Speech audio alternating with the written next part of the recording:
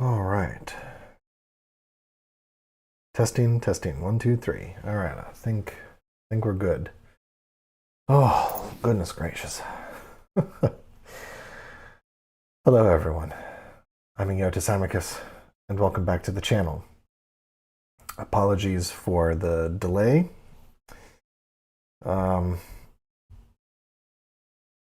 It has been quite a pain in the rear to get this this week's stream up and running. Waited to the last minute to actually hop on and get signed in for the studio, and then the studio wouldn't work. I don't know why that is, but we're gonna try to get everything centered here.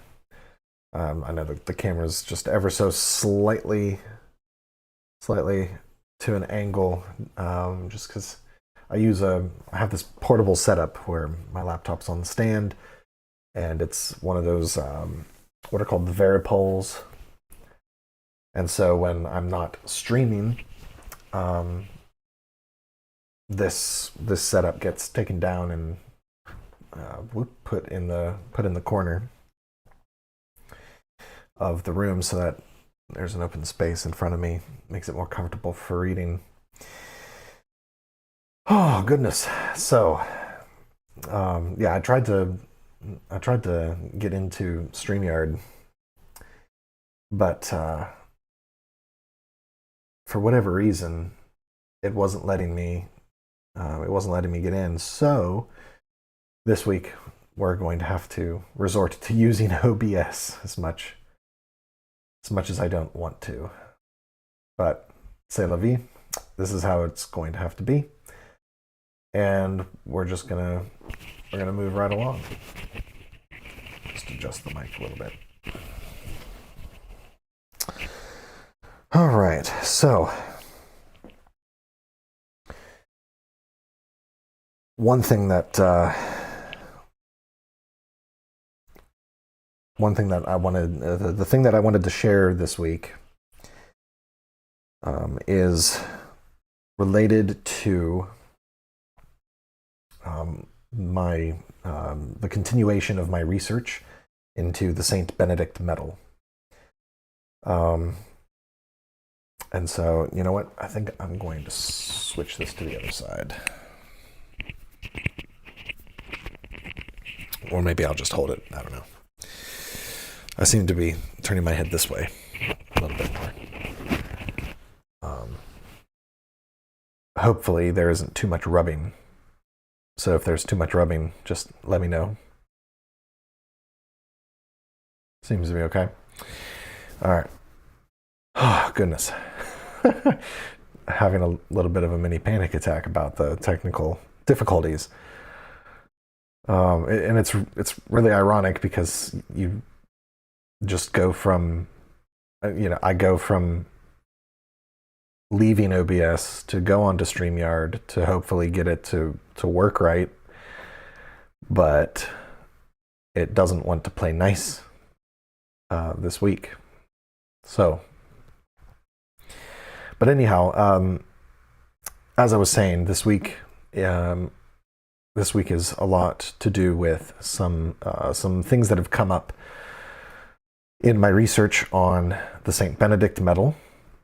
That essay is eventually coming. I'm making sure that I'm doing my utmost within my ability and with the resources I have available to me currently in order to bring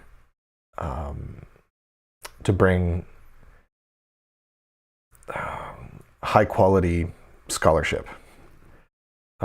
With that being said, I am very well aware that I am not truly an initiated academic. Like, I haven't been initiated into academia. I don't have any networks aside from the occasional chat with some of you all in the Substack chat, or occasionally elsewhere on Substack, and basically here in the live chat. So, I personally don't know anybody who is currently active in academia. One of the benefits of having the Societas Sophiurgica is to try to hopefully come to know these people, or to at least to have a community of people who are like-minded, that have similar interests, who are also interested in pursuing this Sophiurgy business that we're on and on about every week. So far, of the current membership, we do have someone who was historically in academia and still has some connections, and who also has an academic background in cultural astrology and astronomy, which I can foresee playing a huge part in research going forward. And who knows? Hopefully, as people coalesce, as more people join, the Societas will be able to get our hands on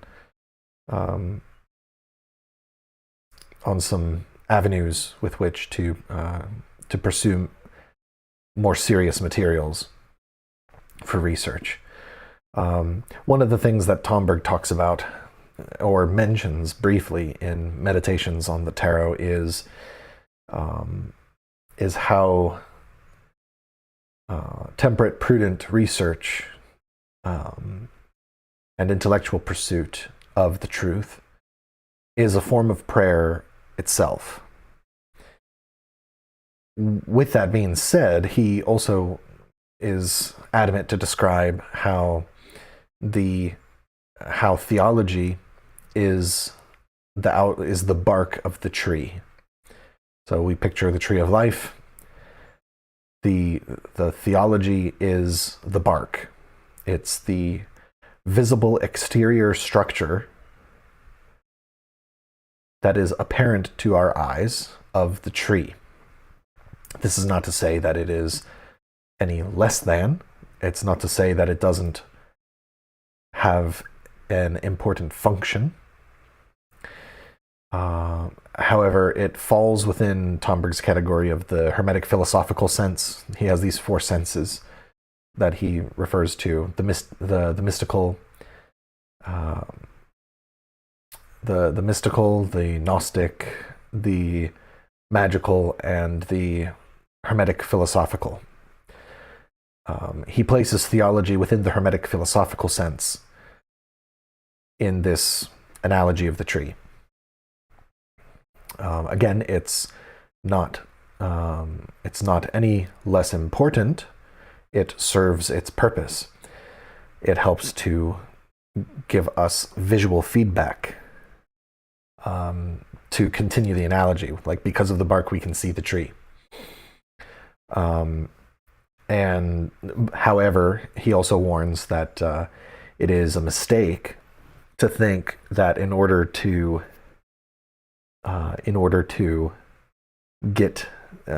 understand the tree in total, that you have to dissect the tree. That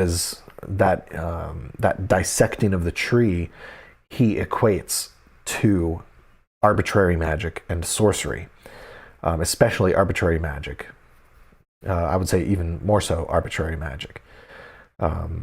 This arbitrary magic, using some quotes from Pappus and Joseph Paladin and others, which he quotes profusely. In one of them, the quote is nearly verbatim. There is no difference between engineering and industrial science and ceremonial magic.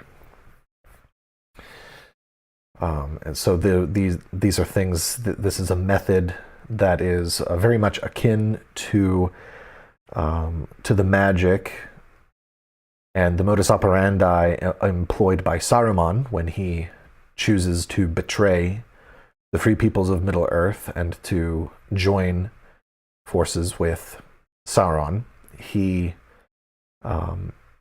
forgoes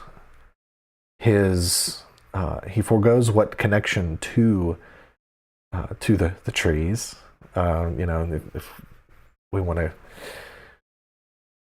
If we want to incorporate some Tolkienian imagery and allegory, as much as he claims he doesn't like allegory, it's nevertheless there. So Saruman, he goes the route of the ceremonial magician, of his own arbitrary choice. He, while alone in Orthanc, he has been stewing. He has all the tower of Isengard is filled with tomes and tomes of knowledge and theory, and he has pondered it all, and he has gone through and has chosen rationality. He's chosen rationalism, and a form of I guess you could call it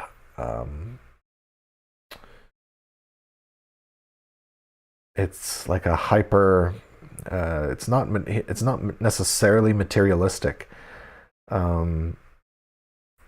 He takes a very evolutionary view.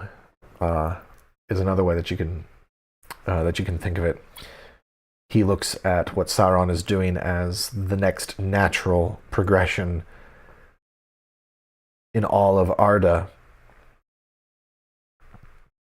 and even though he is grossly incorrect, he has rationalized him. He's used his rational capacity, and his choice to exercise his arbitrary will over that of the good, the true, and the beautiful, in order to pursue what he has rationally determined on his own. And so we want to be more like Gandalf. Gandalf truly embraces things that are supra-rational, and he does he does so because he has a sense for the true, the good, and the beautiful. He has what I call the Catholic Thean, sight according to the whole, a Catholic perception of reality. Some writers on Substack, specifically Ross Arlen Teakin, Javier Vasquez, and Justy Anderson, they all have written about what they call liturgical realism, which is their term for what everyone else is calling re-enchantment. And I find it to be a useful term, which is why I use it. Now, the title for the video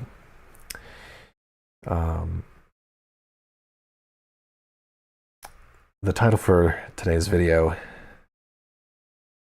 is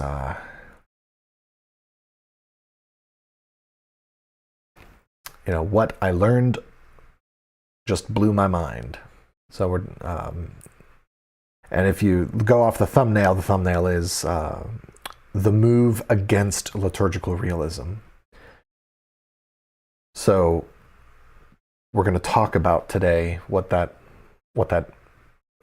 I mean by that, and it centers around the subject of sacramentals, their application and usage, who can confect them, who can distribute them, who can establish them, and its greater implications, especially for those of us who aspire to be Sophiurgists and who want to be wisdom workers, Catholic wisdom workers, so that we can, in this present time of crisis within the Church, it's usually in times of crisis like this, whether prophesied or not,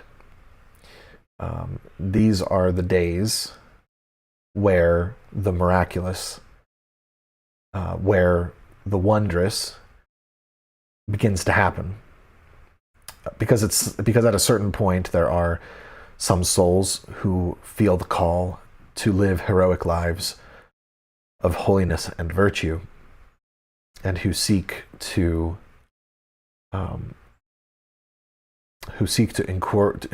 incorporate Christ into their very being, into every breath they take, every action they perform, so that his will may be done on earth as it is in heaven, and that his kingdom may come, as we pray for in the Pater Noster. So what prompted this subject was, while I was doing research, I eventually made my way to a book.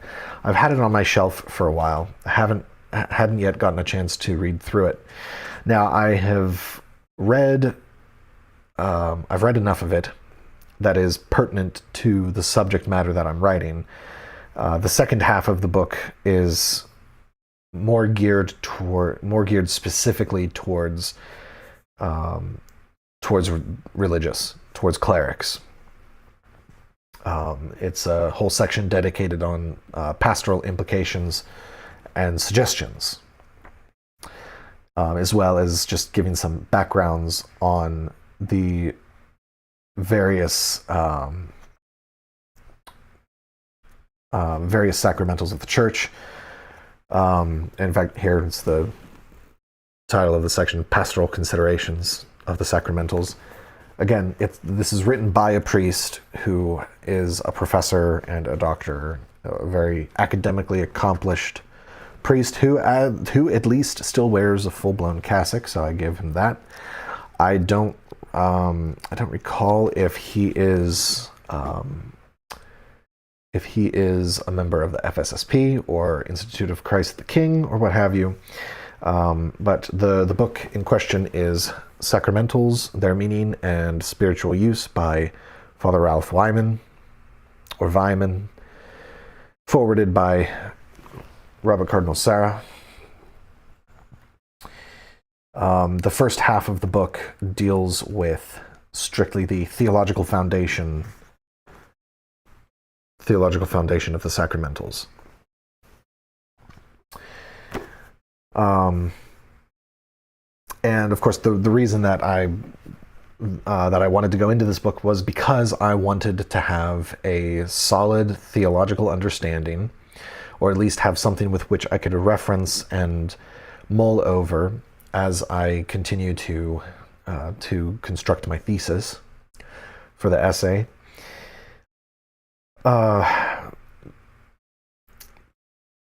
because I wanted to have something with which I could cite that would give me the sort of the theological oomph needed to make certain assertions more poignant and hopefully more persuasive. However, in reading this book, I came across a few things. The first thing I came across was there's very little mention of Thomas Aquinas. He is cited maybe a few times in the first half of the book, very briefly. In fact, flipping through, just going through the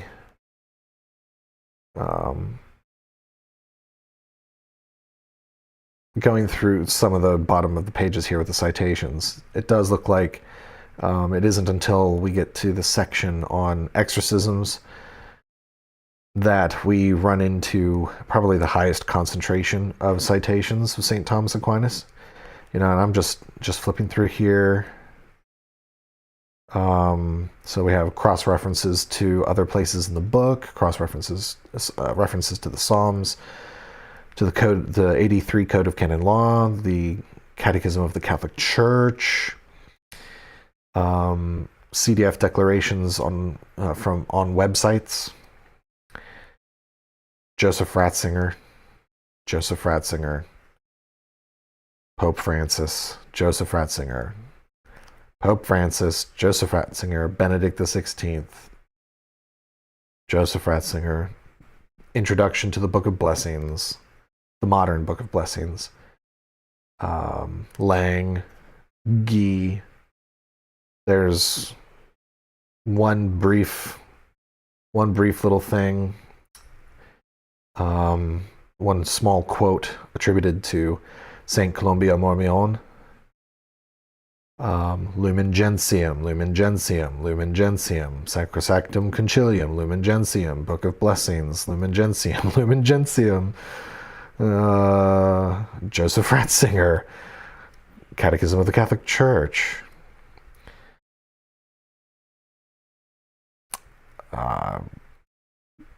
Pierre-Marie Guy, Book of Blessings.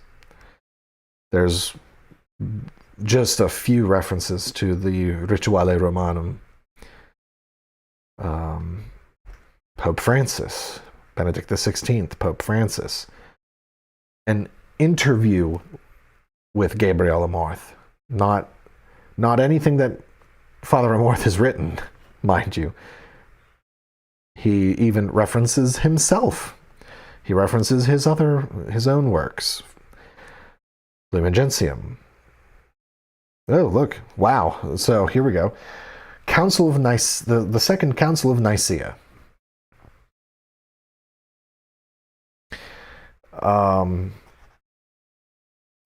I don't recall seeing anything from the Catechism of the Council of Trent. I mean, there's a few motu proprios of Saint Pope Pius X in here, but about sacred music. Pius XII, nothing. Pius IX. Here's one reference, page 77, from the canons and decrees of the Council of Trent. So one instance so far of having flipped through so much of this. Bunch of CDF letters, but again, dogmatic constitution, Lumen Gentium, Lumen Gentium, Lumen Gentium, Lumen Gentium, Sacrosanctum Concilium. There's a Summa Contra Gentiles. All right. So yeah, the point being, the first thing that really struck me was how little little there is in this book citing anything before Vatican II.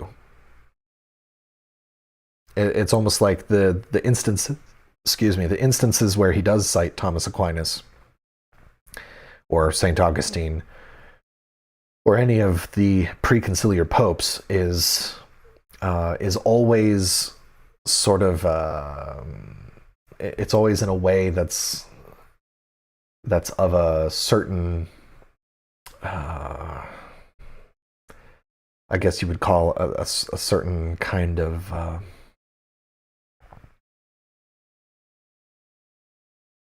it's always citing something of less importance. Documents of theirs of minor importance and of minor magisterial weight. But it spends the majority of its time citing the Second Vatican Council, the Reformed Book of Blessings, even though it takes the time, this book does take the time to go through and admit that there were problems with the liturgical reforms, and that the problems with the liturgical reforms did make their way into the Sacramentals. And he flat out says how there is a deficiency in the Book of Blessings, even though it's over 700 pages with thousands of entries, and none of the rubrics are so loose and ambiguous that he even demonstrates a few instances where the new blessings and new sacramentals fail to demonstrate any apotropaic element, which he rightly identifies as something that is incredibly important to every blessing and to every sacramental. And yet, there's, so mind you, this book was released in 2023. Let me see. Let me double check that for you. Yeah, copyright 2023, Ralph Weimann. Okay. So it's 2023 in the year of our Lord. Okay. Benedict XVI. This is during a period of time where it is known that Benedict XVI lifted or rendered invalid the excommunications of the bishops of the Society of St. Pius X. All right, even though so many would still argue that they still don't have regular canonical status. However, the excommunications were lifted. So I want to know what you call that other than being regular, canonically regular, right? And clearly the Vatican believed by their actions. They believed by their actions and or their and maybe even by their silence that the excommunications were lifted by Benedict XVI, because if it weren't the case, then the DDF wouldn't have had any reason to file another decree of excommunication that literally mirrored the one that Benedict XVI said was itself canonically irregular and invalid. So, not to make this about the society or anything, but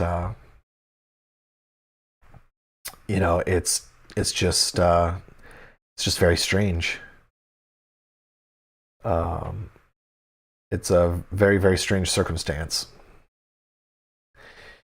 So I don't know what don't know, but anyhow.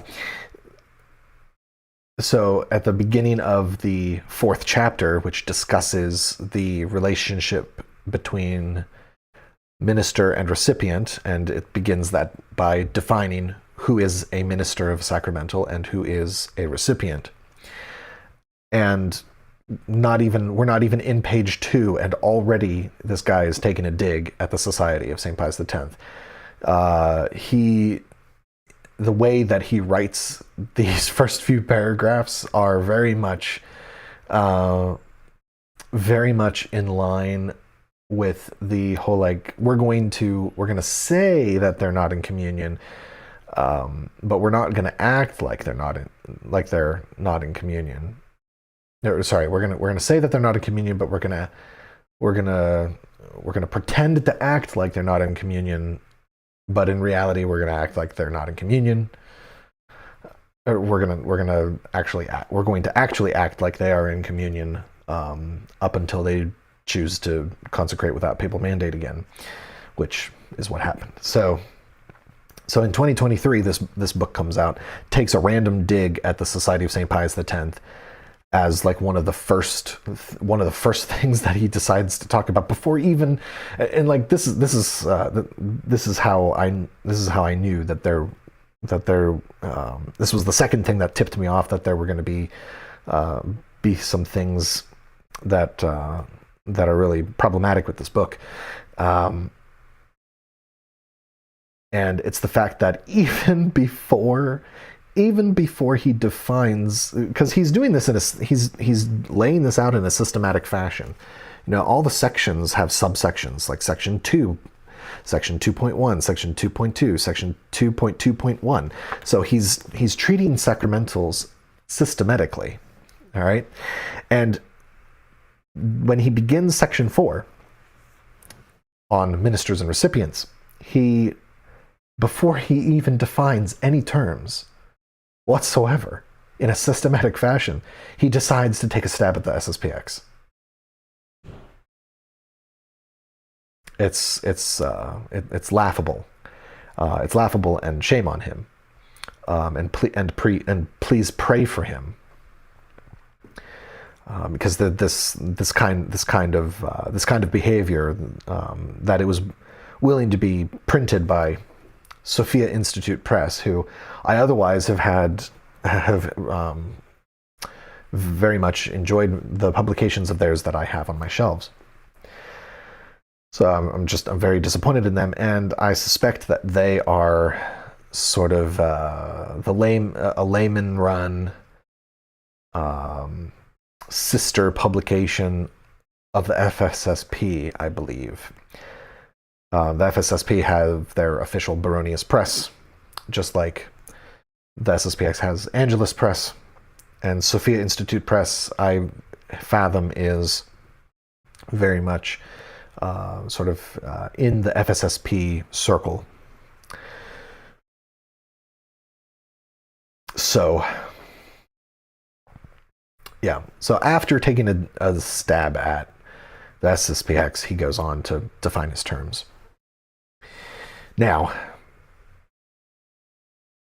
so I've pointed out that the majority of this book spends most of its time citing the modern Catholic Catechism, and the majority of the citations are to letters of Pope Francis and the Lumen Gentium and Sacrosanctum Concilium, and a few of the other documents of Vatican II that pertain to the question of sacramentals. And it's quite funny because he has the same critiques as the society. He has the same critiques of the society, but he decides to firmly establish himself as a dyed-in-the-wool hermeneutic of continuity kind of guy. And unfortunately, that hermeneutic does not hold water. There are only a handful of things that can be accepted, but as the Society of St. Pius X has pointed out and has asked for clarification on, and has not received any, there are the things that are questionable, ambiguous, or dubious. There's no obligation on our part to there's no obligation on our part in this case to accept those specific things. This is not to say to just outright reject everything in the documents, because it's not necessarily everything in the Vatican II documents that is a problem. There are just some very specific things in some very key areas that are far too open to question and have not been clarified or resolved. And yet the Church has decided to operate off of these ambiguities into absurdity with the synodality and the recent preparatory Pachamama ritual that was performed in preparation for Leo's visit. You can read about it. It's been covered very thoroughly. So this Father Weimann, unfortunately, he falls into this issue. He falls into this issue of making claims that he attributes to the tradition, the perennial teaching of the Church, but he does not cite. He doesn't sufficiently provide all the evidence to demonstrate the way in which it can be seen throughout the Church's perennial traditions. That's not to say that there aren't things that are useful in here. However, one thing that's very interesting is there's a section where he talks about what is active participation, and he goes to great length to explain how this one area of ambiguity presents some open questions that are very important and are in need of being answered. And yet he talks about how everyone, despite that, just goes on and on as if there's no need. And, he's calling for clarification, which, again, is what the Society of St. Pius X is calling for. So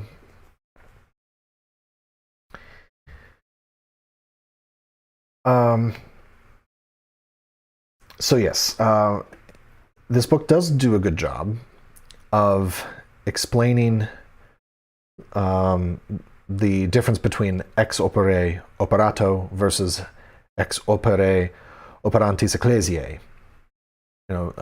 So ex opere operato pertains to the matters and forms instituted by Christ himself, and therefore, because they were instituted by Christ himself, they work by the fact that they are being performed. Because it is not the Church that is performing them, it is Christ through the hands of the priest or the bishop who is performing them. Whereas ex opere operantis ecclesiae is where it's the effect is procured by the Church. The work is conducted by the Church, which is an interesting distinction. And so then the question then is, well, who is the Church? Now, this is where we get to the rub of the issue. And yes, I'm going to leave it on a cliffhanger there because we're going to do some housekeeping. So, for those who do not know, oops. Oh, Brave. Where are you? Brave browser. For those of you who do not know, I run a Substack. This is the Substack. It's the Sophiurgist, a journal for the Catholic wisdom worker. The goal of the Substack is to put into writing the things pertaining to Sophiurgy, the science and art of facilitating change to occur in conformity with the will of God, which is also known by another name. In Tomberg's work, he calls it sacred magic. But of course, the term sacred magic is obviously scandalous to some, and isn't necessarily helpful. Not to mention the word magic is historically polyvalent, meaning it doesn't have a de facto singular definition. There are many senses. All you got to do is go to an old-fashioned dictionary from any period, and you can flip to magic in the dictionary, in an English dictionary, and you will find multiple entries for just the word magic. So in order to avoid causing scandal to those who hear the things that Tomberg says about, or who hear the descriptions Tomberg gives about sacred magic, but get tripped up by the word magic, I am offering this alternative, which I call Sophiurgy. And so that's what we talk about at the Sophiurgist. And there's, of course, a reason why I choose why I choose the visitation as sort of like the image in the About page. Because the visitation is sort of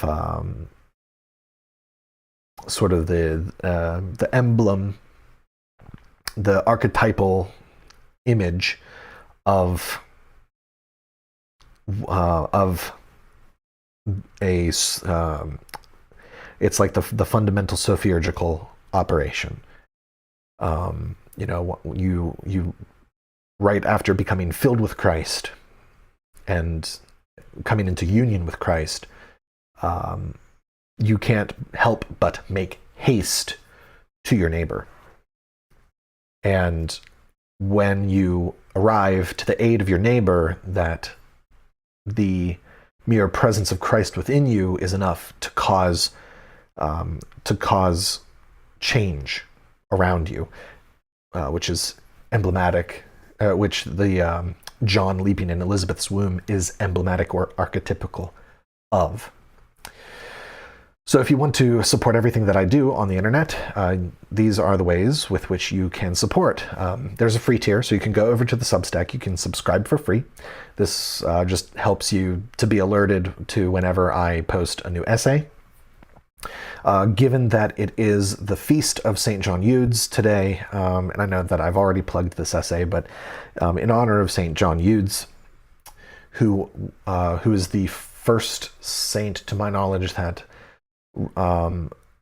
actually wrote about the divine intimacy between the Sacred and Immaculate Hearts, I want you to take the time to check this essay out, Do Corda ut Unum. This is my sort of meditation on microchimerism and the biological reality of the hypostatic order in the hearts of Jesus and Mary and its implications on the faith. I poured my heart and soul into this.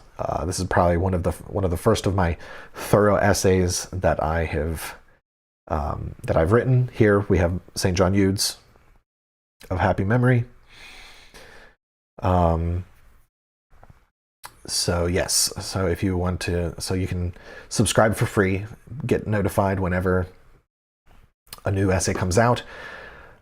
If you're interested in a monthly or annual membership, it's $5 a month, $50 a year, and in addition to being notified of when the next essay gets uploaded, you also get access to audio recordings, audio narrations of every essay recorded by myself. No AI voice clone. I will never use an AI voice clone, and I make it a point not to use artificial intelligence in the writing of my essays. In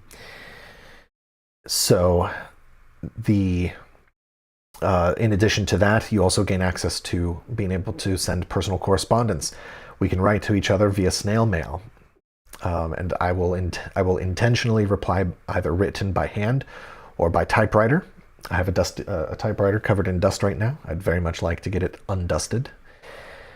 And so when you join, I will send you a message that has the P.O. box that you can send all your letters to.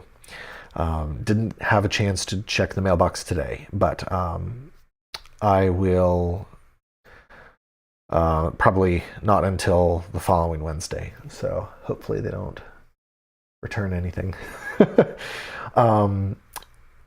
If you do have any of your mail returned to you for any reason, please feel free to resend it to the same PO box, and I might consider checking on it more frequently. Also, as a monthly or annual member, you will receive an annual print edition of the Sophiurgist. So at the beginning of 2027, you'll receive a physical copy of all of the essays from 2026. I'm intending to do it in sort of like a zine style, or something of quality. Might even do maybe like a cloth bound paperback sort of deal. I've been watching a lot of videos on how to do bookbinding, and with my acquisition of research materials that are only available to me digitally, I have been working on transposing them over and typesetting them to look nice and readable, to kind of get my practice in with that, and also to learn how to do imposition and how to utilize my printer optimally, so that when the time does come to make y'all's printed edition, that I'll have a semblance of what I'm supposed to be doing and how I'm supposed to do it to make it look nice for all of y'all. If that doesn't strike your fancy, and you only want to chip in a few bucks here and there every once in a while, and you're not interested in a monthly commitment or annual commitment, I get it. The economy ain't all that great as it is right now.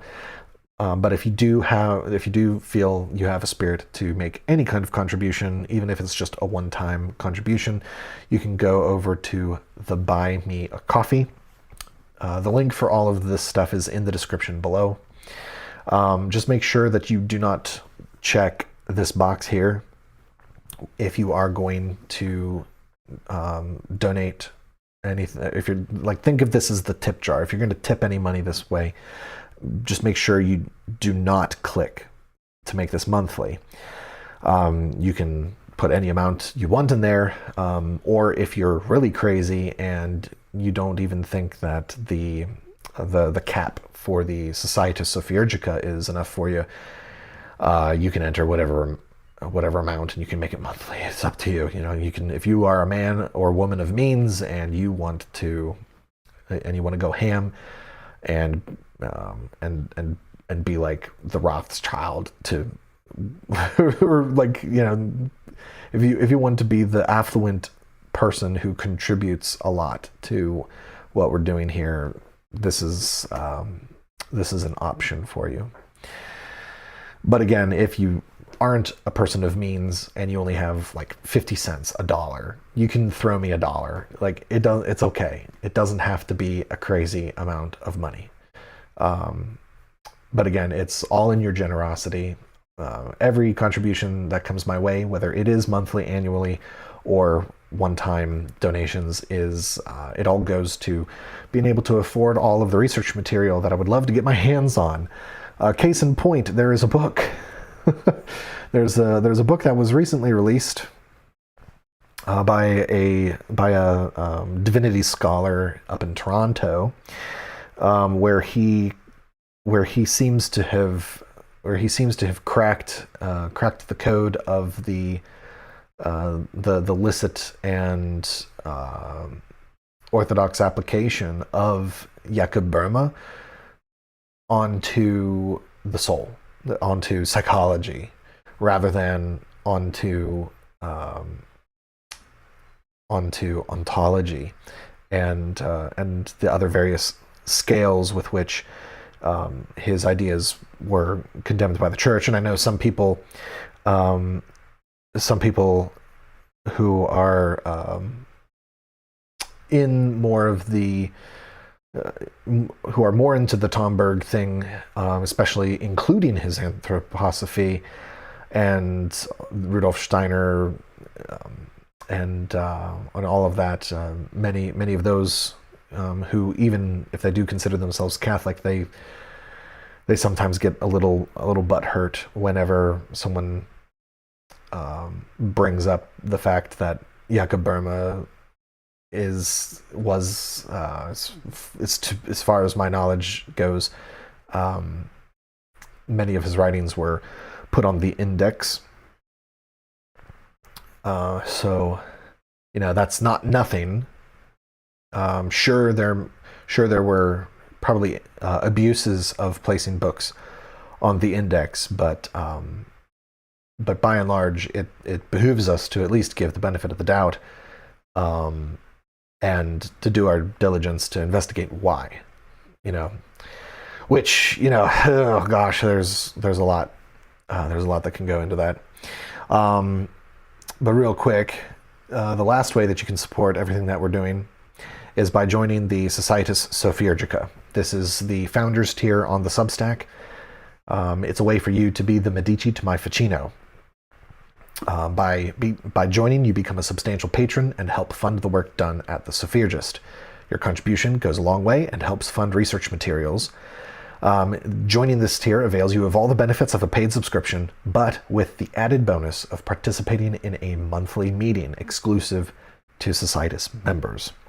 Minimum requirement is to be a professed member of an apostolic church, Catholicism, Orthodoxy. We might tolerate Anglicans if if they are the genteel types who are reminiscent of C.S. Lewis. Because again, there's they're in despite all of the horrors with which the Anglicans excised their displeasure against the Catholics, in many cases violently so, that's not nothing.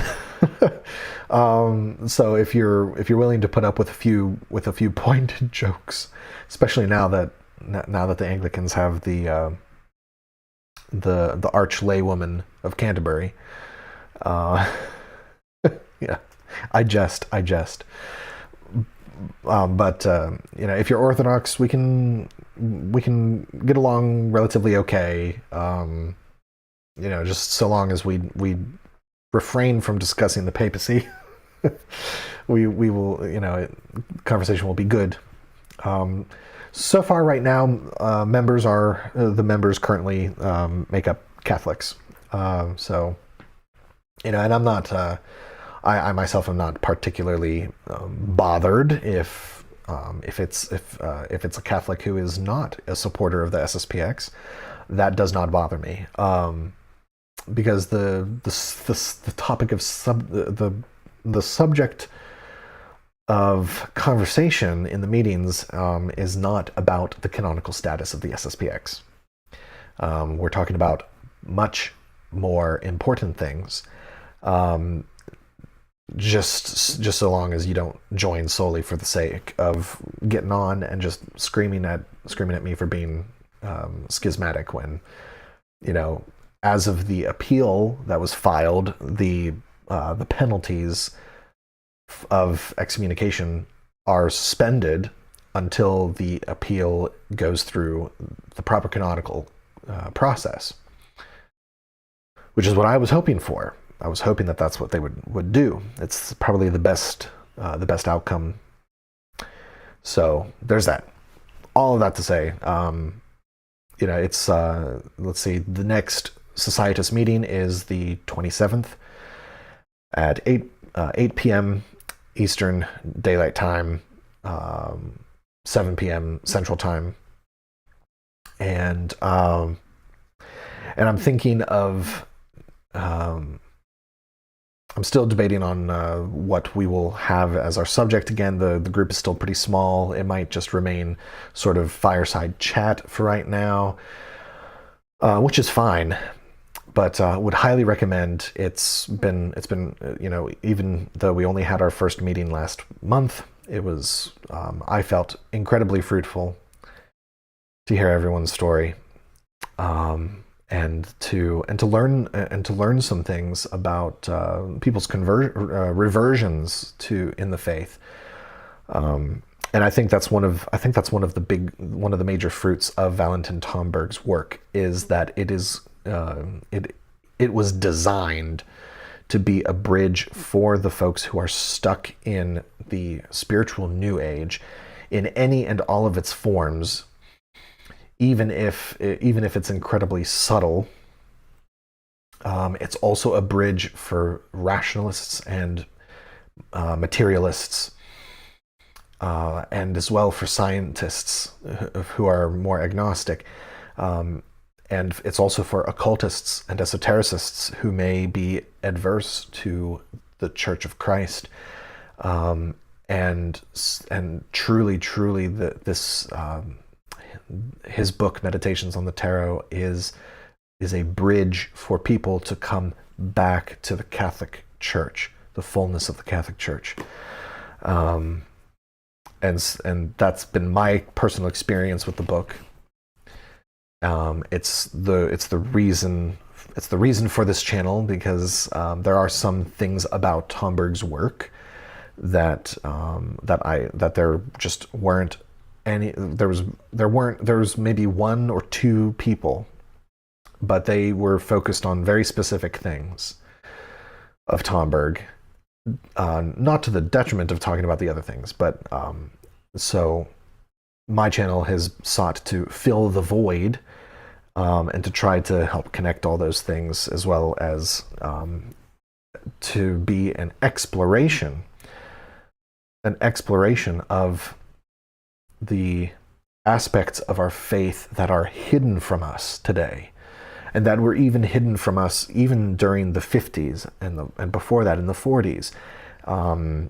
There were even some things that were hidden about our faith, not intentionally hidden, but just sort of forgotten and not taught and not promulgated, that we've lost. And so people like Sebastian Morello and Brian Scarf and Charles Coulombe, and they do a good job of tackling and opening the door to some of the more deeper things that Catholics were engaging with and extracting the good from, and then you have people like American Reformed and Alexander Pope and others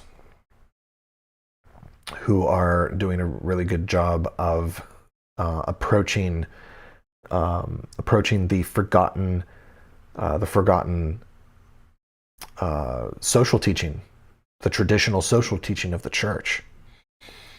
And so, like, there's this whole hidden Catholicism that has been lost to us because of the last 60 years, and even, I would argue, there were, you look at Dom Prosper Garanger and everything that he was about, everything that he was up to, was to try to reinvigorate these aspects of Catholicism that were just being beaten down and obscured by the secular government of France, and by secular attitudes, liberal attitudes, classically liberal attitudes, and that's why many of his writings are just so, like, they're so gung ho. He is so on fire for the faith, even though it does get in the way of the accuracy of his more academic pursuits, which is a part of my a part of my developing thesis about the St. Benedict Medal, its history, and so on and so forth. And really, Garanger is just sort of like he was the first door that I opened, and to realize that there is so much about the St. Benedict Medal that because of this encroaching secularization of humanity, this unfortunate secularization of humanity, and this secularization of the church, even,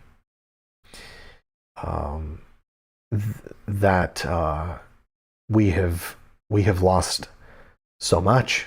Thankfully, there's, I believe, enough documentation that has been preserved in all these academic libraries and stuff across the world, old manuscripts, digital scans of manuscripts, and things like that, with which we can avail ourselves of, in order to bring this candle out from under the bed and up onto the windowsill. We need to place our lamp where it will serve its purpose, which is what that whole parable in the scriptures, in the gospel, is about. The light is not meant to be hidden. Unfortunately, it has been hidden. But eventually the flame of the lamp, wherever it is hidden, the flame of the lamp will catch its environ ablaze until the whole thing is burning floor to ceiling, and that's when it will be inevitable. That's when it will be obvious. That's when it will no longer be hidden. And I find that channels like this channel, Scott Mannion's channel, Roger Buck's channel, and his writings, the post-Catholic conversion works of Valentin Tomberg, the works of, again, Sebastian Morello, Charles Coulomb, Brian Scarf, Father Robert Nixon in New Norcia Monastery in Australia. These are individuals who are bringing the lamp light, back to the windowsill of the forgotten, hidden, or occult Catholicism.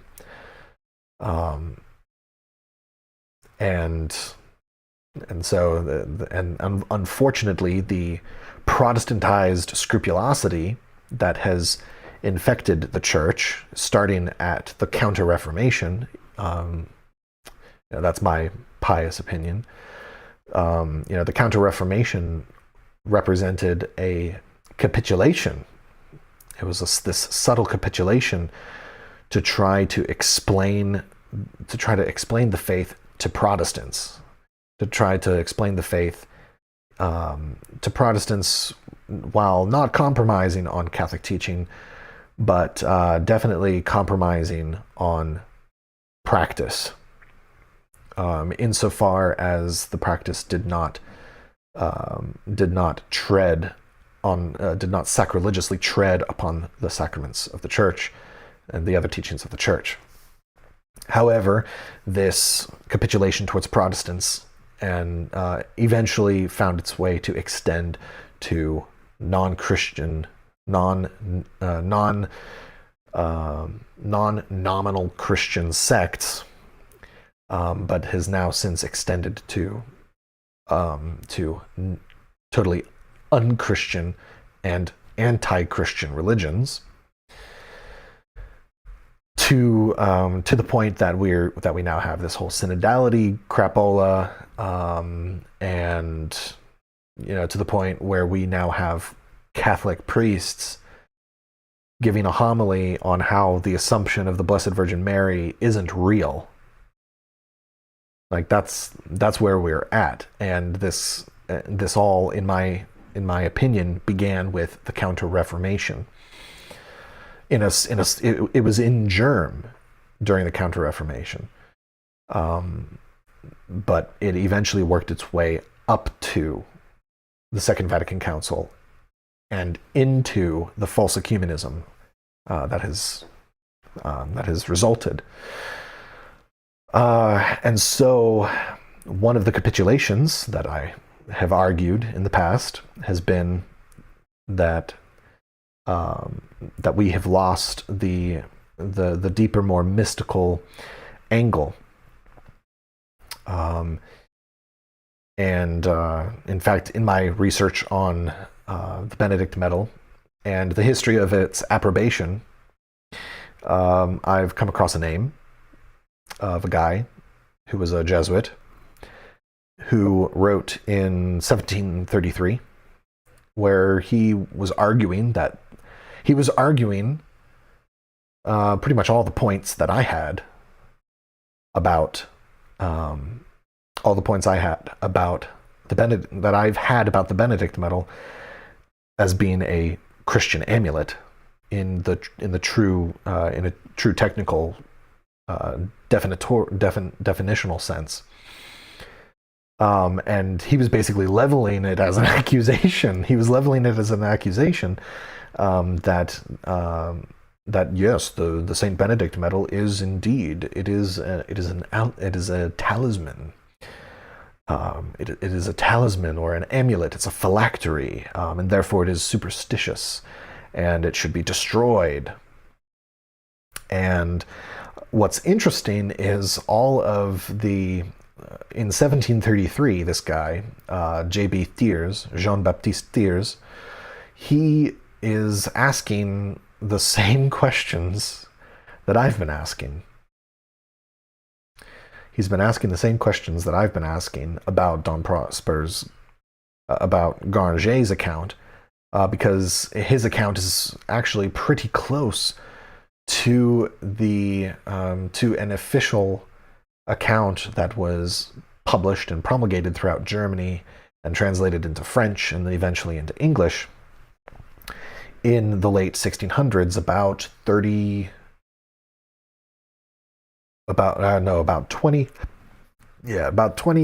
years after the incident of the witch trial of Nuremberg, quote unquote Nuremberg. So yeah, this Jesuit, as it happens, his book, the entire book, wherein his objection to the Saint Benedict Medal is but a chapter in the fifth book. This whole book gets placed on the index of forbidden books. I still have to do some research to try to figure out which pope it was, and to try to find to see if maybe in the Acta Apostolica of that pope, if there's any of the acts on record of the Pope's that has the Pope's rationale for placing that book on the census or on the index. But with that being said, it is a very useful hermeneutic because, again, this guy was recognizing the ways in which it is incredibly similar to magical amulets and talismans. It's just that because this particular French Jesuit of the 18th century was part of the Counter-Reformation, he is an exemplar of this capitulation to the Protestants.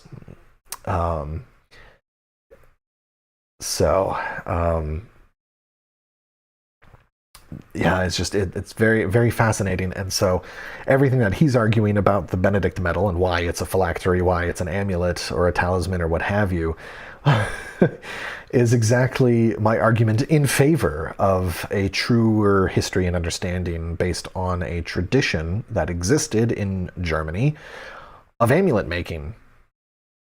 That, according to the accounts that we have been given as to its origins, would make sense that at the establishment of Metten Monastery, that the Benedict Medal would have existed as a mural, according to Garanger's account,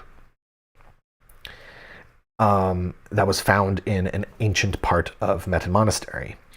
And so yeah, it's just it's crazy. But what all of this goes to show, and to try to tie it into the efforts of Father Weimann, and elsewhere, as we're about to get into a little bit more. This all goes towards the importance for us as lay people in general, but also more so importantly for those of us who are intentionally seeking to be Sophiurgists.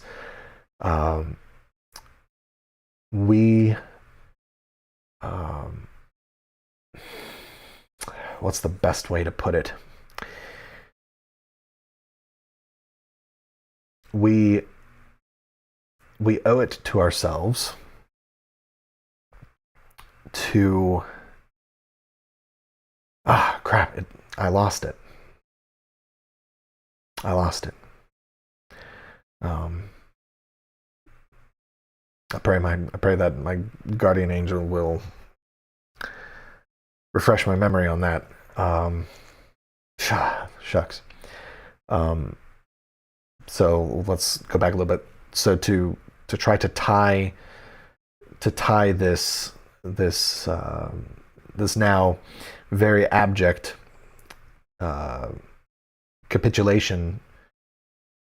subtle capitulation towards Protestants and their accusations of Catholics performing magic, sorcery, and combining it with some of the posturing in the post-conciliar church.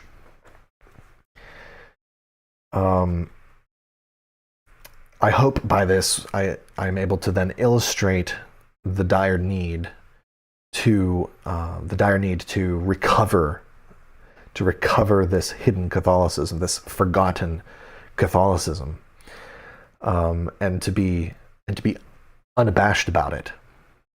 Like this, these things, they are tied in with our heritage, with our tradition.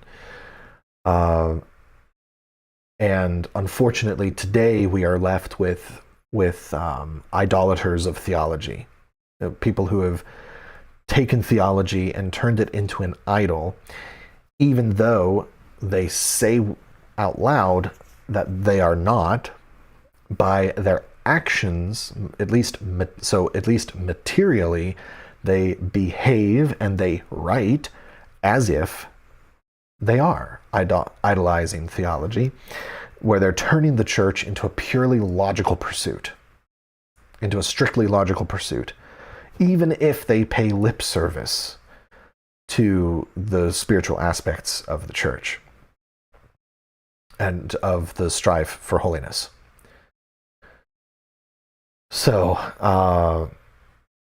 this is unacceptable. We should, through our Catholic sense, through our Catholic perception, utilizing the hermeneutic of the Holy Cross, we should be able to discern how bunk that is. And again, this brings us back to the imagery Tomberg utilizes of the tree. Theology is the bark of the tree. It's the external structure that is visible to us, but the bark is not the tree. The bark is a part of the tree, and the part of the tree that is alive is the wood behind the bark, the sap that flows through it, and the fruits and leaves on the branches. And the only way in which to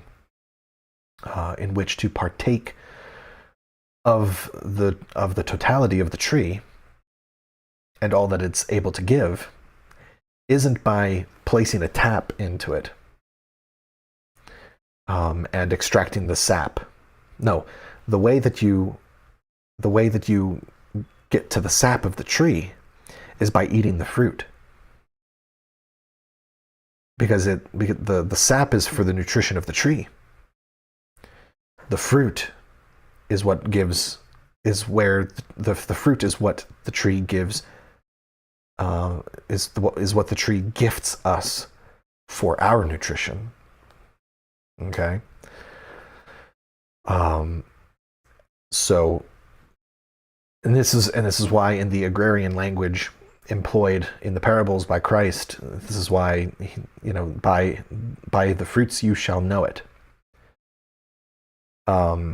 Because you go to take a bite of the fruit, you go to taste of the fruit, and if it tastes unpleasant, you know it is no good. If it is pleasant, you know that it is good. The only way to know is by the fruit. You're not going to know by the bark. You're not going to know by the sap. You're not going to know by the leaf. You're going to know by the fruit.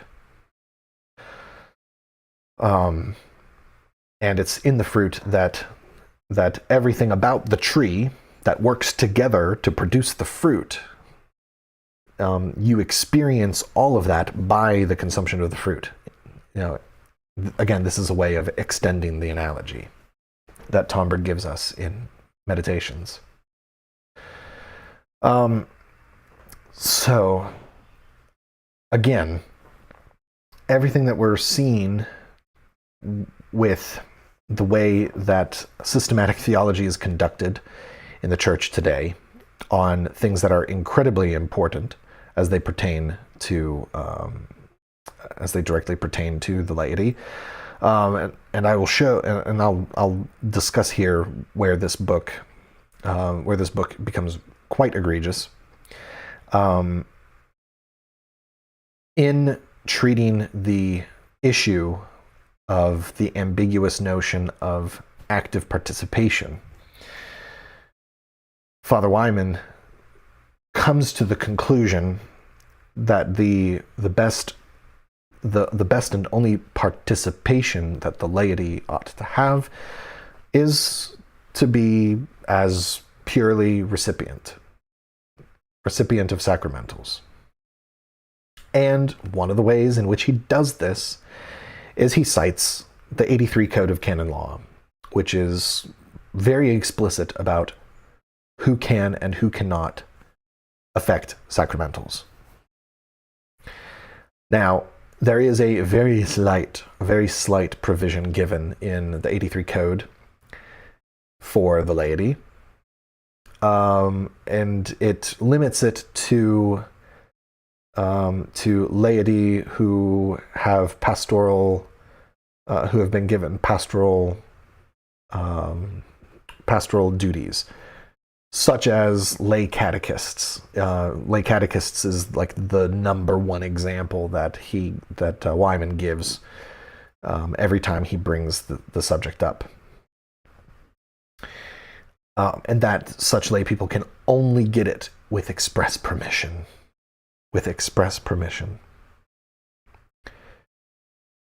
And so, under this paradigm, for the Sophiurgist, and even for just a regular lay person,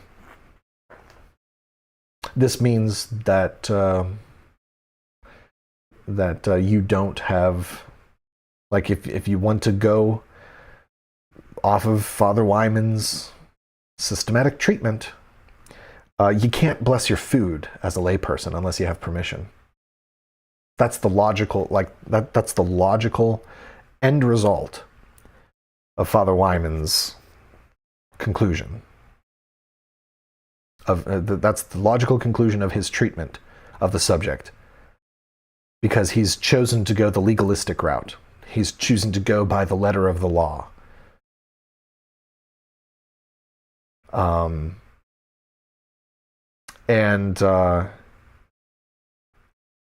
And he also tries to make an appeal to the 1917 Code as well.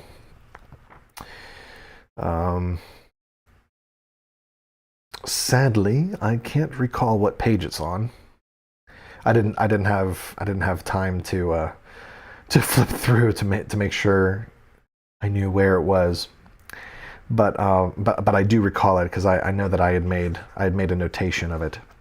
I just haven't had the chance to sit down and go through and write my commentary on all the notations that I've made.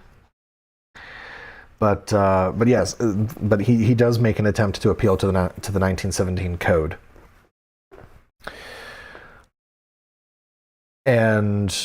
and even in the 1917 code, it seems to share in this. It seems to share, or at least he treats it as if it's sharing the same, sort of the same idea, the same notion that that literally only clerics can confect sacramentals. Again, if you go by the letter of the law, that means you, as a family, cannot bless your food without permission, without express permission of your local ordinary. And that is bonkers.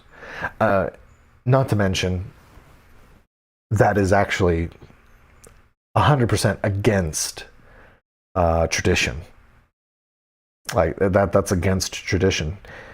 Even if Father Weimann is correct in his reading of the 17 code in this regard, that is grossly against the tradition of the Church. But unfortunately, Father Weimann is not the only person. Father Weimann is not the only person. And it pains me to bring this up, especially after his tour de force defense of the society as of recently. But Bishop Athanasius Schneider, in his Compendium of the Catholic Faith, the Schneiderian Catechism, in the third part, part 3, chapter 14, is where he treats. It's where he treats on sacramentals.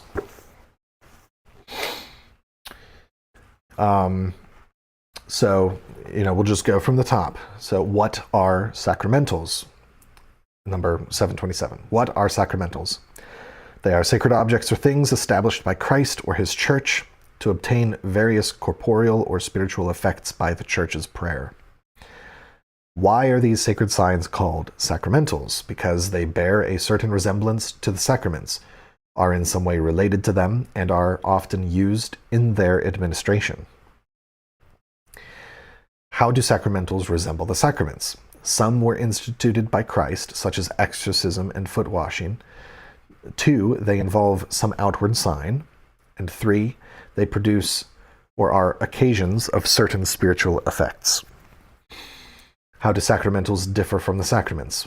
Number 1, not all are of divine institution. Number 2, they do not produce grace directly of themselves, but in virtue of the faith and prayer of the church and the dispositions of the user. So right there, so far so good. That is, say it's treated more thoroughly and in more detail here. And more ambiguously in the Catechism of the Catholic Church, which is right there. But so far that's pretty clear cut. But here, number 731. Number 731 is where Bishop Schneider, where he falls prey to the capitulation to Protestantism, the counter-revolutionary capitulation, where he asks, who can administer sacramentals? Only a cleric who has the requisite power may confer blessings. Some are restricted to bishops, whereas others can be conferred by priests.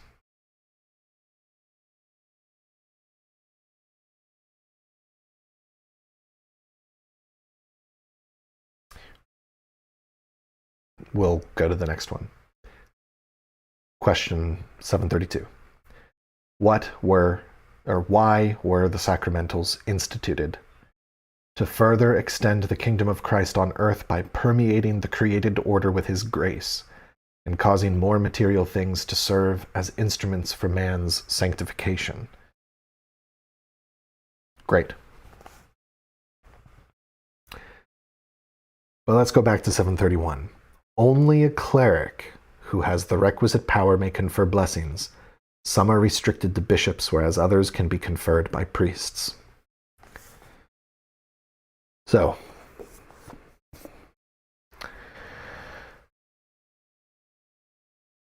let's take this moment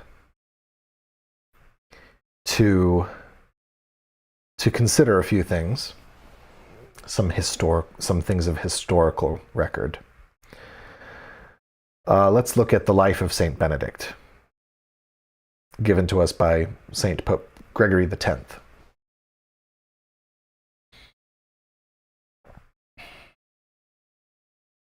In the life of Saint Benedict, not one chapter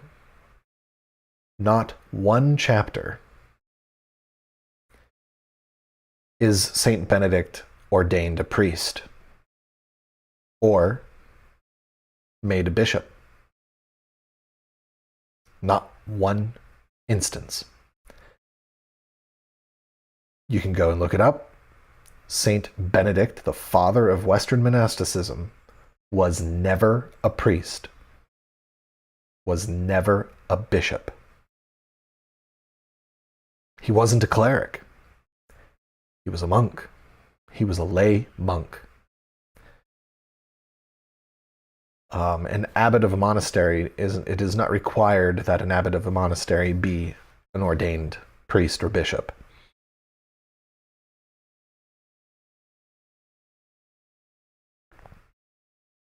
So,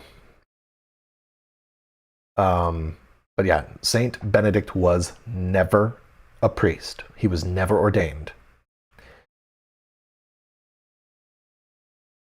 And yet, you can read through the life of Saint Benedict, and Pope Saint Gregory will tell you in it that there are numerous instances where Saint Benedict gives an external blessing. He makes the sign of the cross, like a priest would, over something. One of the most famous instances of this is when his monks try to poison him.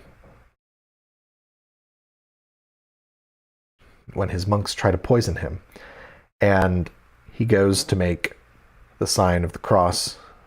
He makes an external sign. He does an external blessing over the cup. And in that moment, the raven swoops in, knocks it over. The snake crawls out from the corner of the room, laps it up on its tongue, rolls over and dies. All right? That was an external blessing. Same thing happens. The kitchen catches on fire. All right? This, I can't remember. This is either chapter 10 or chapter 20 of the life of Saint Benedict. The kitchen catches fire.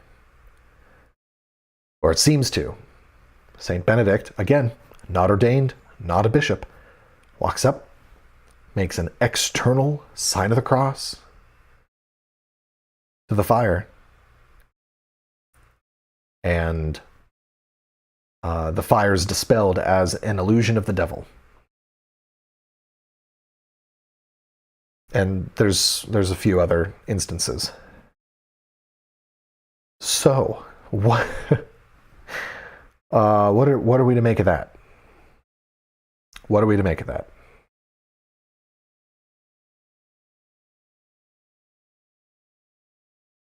The father of Western monasticism, not ordained, not a bishop, makes external blessings. Effective external blessings. Granted, it's because he is living an incredibly austere and holy life, and is living in heroic virtue, to the point where such a blessing would be effective, right? And that's what every Sophiurgist ought to be striving towards, right? That's, we're, again, the first, just like with canon law, The whole point, the supreme law of the church, is the salvation of souls. For the Sophiurgist, the supreme end, the proper end of all Sophiurgy is the salvation of souls. And so we have to be doing what we have to do for our own salvation and for our own strife towards holiness in order that it may externally manifest for the benefit of those around us. Again, it's not I who live, but Christ who lives in me. As Paul says, that's the goal, right? And so, like, for the Sophiurgist, the charism, if you will, is to be one through which the wondrous manifests around them.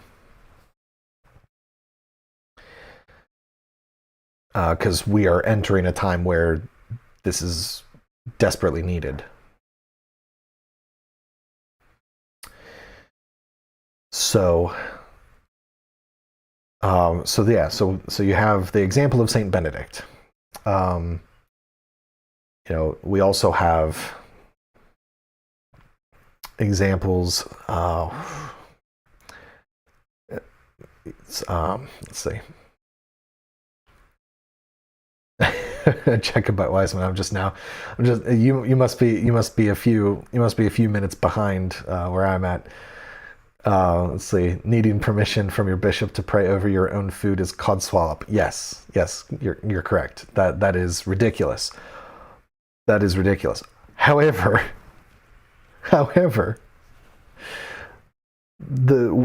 if you go by the letter of the law, again, and this is why Jesus rails on the Pharisees, right? Because it's not about the letter of the law; it's the spirit of the law. You have to have both, right? Just because the law and the spirit of the law is in reality supposed to be united, and it is, and it is an archetype that is fully expressed in the incarnation, the Word that was made flesh.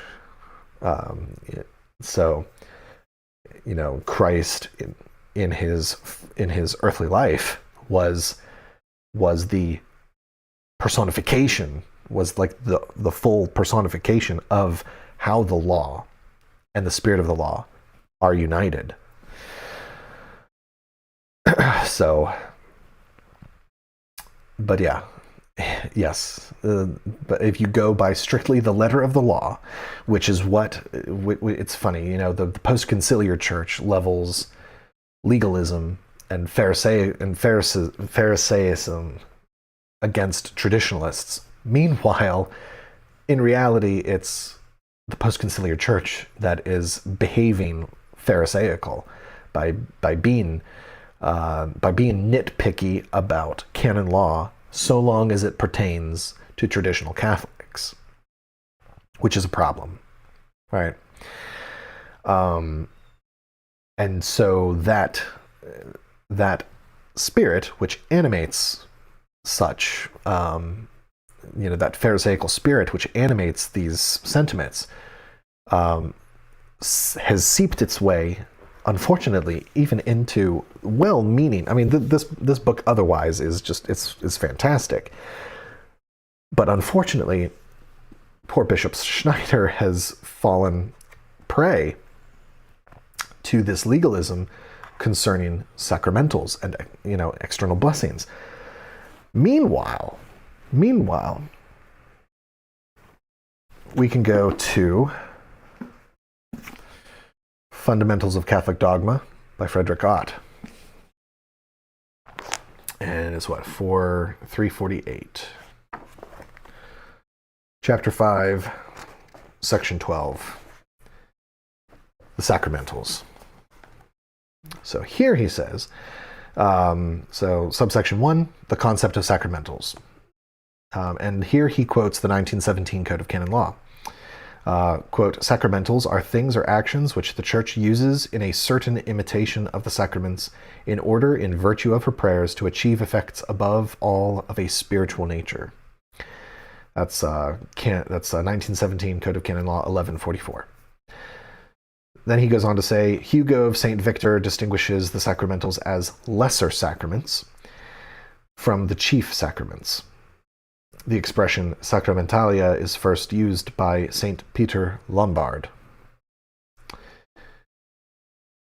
To the sacramentals belongs A, the ceremonies customarily associated with the sacraments, B, independent religious actions, exorcisms, blessings, consecrations, the religious use of blessed and consecrated objects, and the blessed and consecrated objects themselves.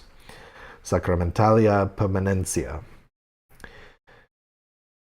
And then he goes through the difference between the sacramentals and the sacraments. And then he stops. He stops. He makes the he actually back in 54 the full concept of ex opere operantis ecclesia wasn't fully formulated, and so back in the 50s the way that they referred to that was actually to call it quasi ex opere operato. And so it's not quite the same. It which that still expresses sort of the same thing. So here, and this is where this legalism, this post-conciliar legalism, really comes into sharp focus. So in subsection B, or subsection. So what? Subsection 2B of section 12 of chapter 5, page 349, if you're following along. Talking about the efficacy, after he talks about this idea of the quasi ex opere operato, which we now call today ex opere operantis ecclesiae, he says the constitutive blessings which permanently consecrate a person or a thing to the service of God infallibly produce their effect, but in the other sacramentals, the impreparatory influence of the Church is not infallible. Now, here's a question that I have not yet figured out for myself. I'm still looking into it. But the question that I currently have is, if let's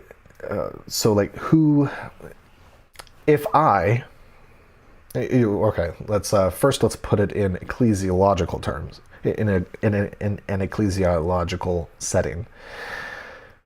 So say you have, for example, a woman who wants to consecrate herself a virgin. It has to be done. That's one of the constitutive blessings that only a bishop can do. It has to be done in the presence of the Blessed Sacrament. It's a big deal. There's a whole ritual. It can be done by a priest if given the proper permissions, so on and so forth. Ideally, it is done by a bishop. All right, and it's a solemn consecration.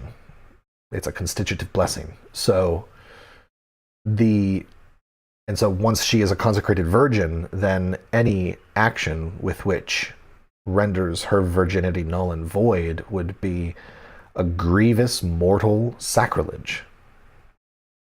Because, as is said here, it permanently consecrates a person or a thing to the service of God, and infallibly produces its effect. Okay.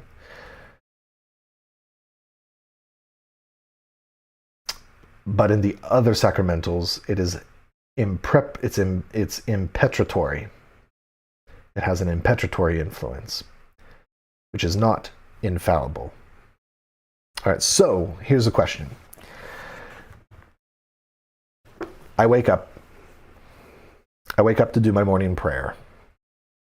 And one of the first prayers that I do is a consecration. is my morning offering of myself, is my morning consecration of myself constitutive or impetratory?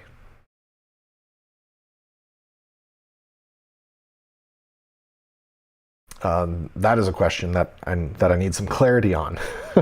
That's a question I think we all need some clarity on, because if granted the setting is not solemn, right? But let's say it is a time of persecution and tribulation, which may be fast approaching here in the U.S. If it's impossible for there to be a priest or a bishop with which can perform the constitutive blessing, would I still have the requisite authority, since I do have authority over my own self, to constitute such a blessing and consecrate myself to God? Is not the consecration of oneself a constitutive blessing? One argument would be no, because it's possible to redo the consecration in the following morning. So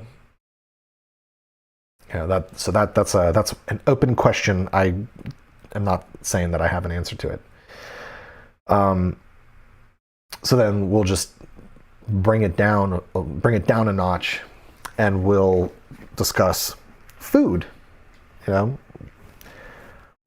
Every Catholic family, when they sit down before they start dinner, they do the table blessing.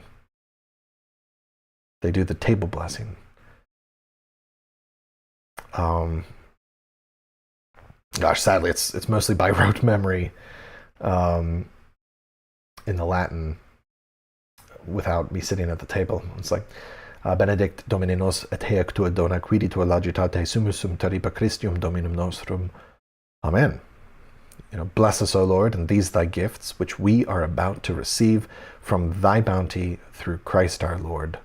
Amen.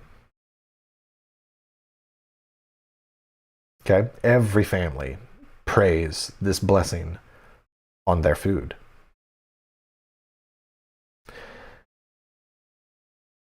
So it's an external blessing. It renders your meal.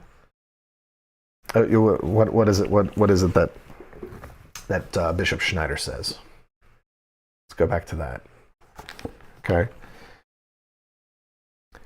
So why were they instituted?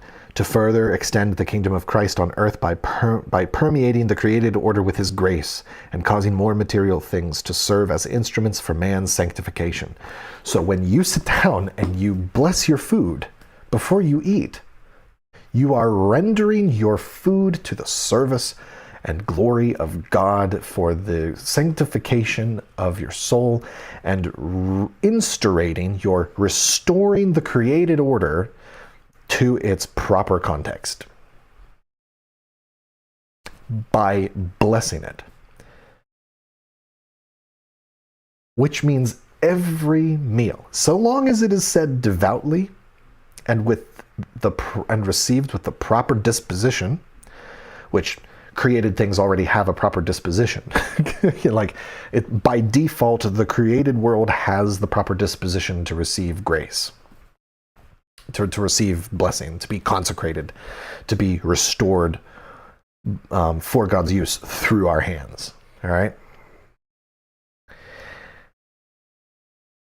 If we go by the letter of the law, if we go by the letter of 83 Code of Canon Law, if we go by the letter of what Bishop Schneider says, and any post-conciliar priest will probably say the same thing, then the logic leads to, as I've said, needing to have permission from the local ordinary to bless your food. to bless your children. Meanwhile, the tradition of the church, the sensus fidelium, right? The common, everyday, universal practice of every lay person through the entire history of the church has acted not in accord with the letter of the law, with the letter of canon law, as regards this, as it regards blessing, constituting blessings onto our environment and onto each other, so long as we have the proper authority and jurisdiction to do so. That is important. I'm not saying that it's not. We have authority over ourselves, which is why we do an external blessing of ourselves. Do we not? Do we not make the sign of the cross on our own person?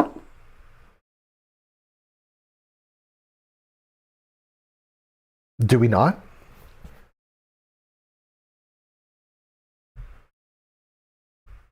According to the letter of the law. According to the letter of the law. According to the letter of the law.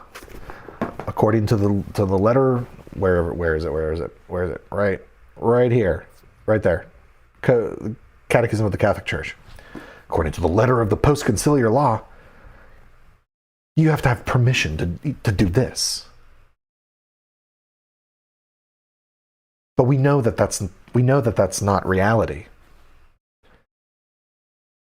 And shame on anyone. I don't care if you're friendly to the Society of the St. Pope Pius X or not. I don't care if you aren't friendly to the Society of St. Pius X. I don't care who you are. You don't sit there and publish anything that goes against what Catholics have intuited for 2,000 years. That within the bounds of our natural authority and jurisdiction, we can perform blessings. Now, for sure, there are certain blessings you just can't do. Like, I can't go and bless a church bell. That has to be done by a bishop. Like, the closer these things get to the public sphere, so that the public sphere of the church, the further outside of your jurisdiction you would be to confect blessings. Now, if I had a little handbell that I was going to use for family prayer night, that we were going to ring for family prayer, so long as it's only used within the home setting, which I have authority and jurisdiction over, maybe in that instance I could do the blessing of a bell, but not a solemn blessing of a bell. There is actually a non-solemn blessing of a bell in the Rituale Romanum. So yeah, candles. So long as they're going to be used within the home with which you have jurisdiction and authority, you have authority by virtue of, say, having purchased the candles. They are your property. If it is your property, you have authority. If it is within your home, you have jurisdiction. Where you do not have jurisdiction is someone else's home. Even if you bless, even if you bought the candles and have authority over the candles because they're your property, and you take them into someone else's home, I don't know that would fall within your jurisdiction, because it's not your home, even though you own the property of the candles.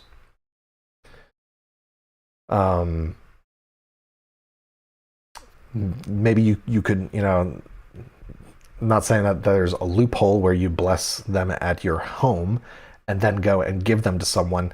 That's, again, we have to think in terms of the spirit of the law, not the letter of the law. But I'm just providing some scenarios based upon what we do know about what is prudent. Again, it's about what is prudent. And the prudent thing to do is to make sure to observe your natural authority and your natural jurisdiction. You have natural authority over your children. And I would argue that wherever your children are, you have jurisdiction to bless them. If there is a priest in the vicinity, you should obviously defer to the priest in prudence. Obviously.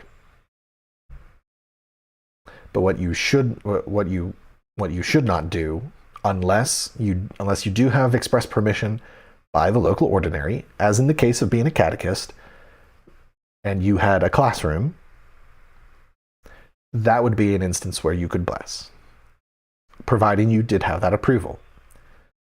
Again, the wider the jurisdiction, the more likely you should be, or the wider the jurisdiction, the more deferral you should have to a higher authority for the blessing. This does not necessarily prevent anyone from praying with someone and asking communally of God a blessing, but in that instance you should not be giving an external blessing because you do not have natural authority over the other person, even if they verbally consent to give you that authority. It's not something that they can consent to give, as far as I understand, which is one of the reasons why we are not the ones who are appropriate for doing an exorcism. Like we can't be doing exorcisms. We can do deliverance prayers for our wife, for our children, for our siblings. There is some open question about whether deliverance prayers of children for their parents is efficacious. It's not definitive in the introduction to deliverance prayers for use by the laity. Father Ripperger does he does kind of pose the question, and through his experience gives an answer, but you have to take it with a grain of salt because it's just anecdotal. But the biggest issue, the sort of the looming shadow over all of this, over this entire conversation, the shadow that animates this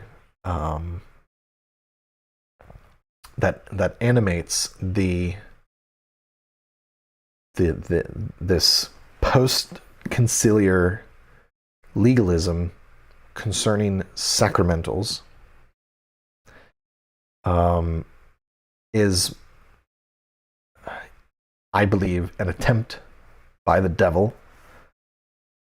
to extinguish the sense of the liturgically real, to extinguish the sense of the spiritual, to extinguish the experience of the spiritual, to render us blind to the spiritual realities around us, and to cut us off from participating in our day-to-day lives of rendering all our work into prayer and into efficacious prayer, and to render us impotent in consecrating our goods in confidence to God, while maintaining a Catholic apprehension, a Catholic perception of reality, sight according to the whole. And the church before the council actually understood this. People used to go and get blessings. Like, children would wait upon their parents to give them blessing, an external blessing.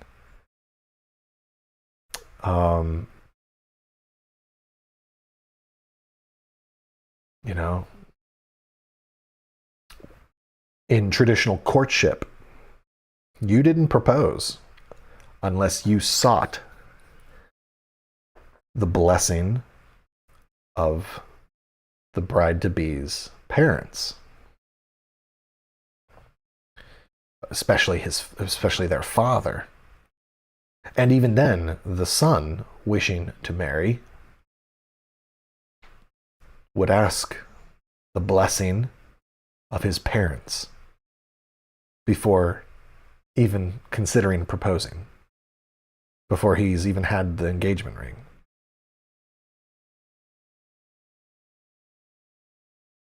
Do we do that anymore? I would say we don't. I've not seen it. To my shame, I didn't even ask my parents' blessing. Looking back, I asked my wife's father's blessing. I asked him in front of the tabernacle. Like, I asked him in the presence of the Blessed Sacrament. But I didn't do the same with my own parents. Because at the time I was not yet fully on the mend of restoring this Catholic perception of reality. And so, and I know that,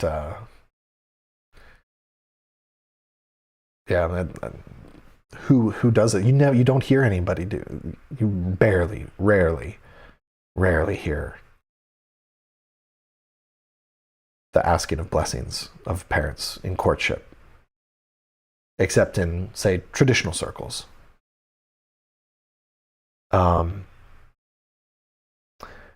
But another example, kind of touching again on our agrarian allegories, another example was penned in an essay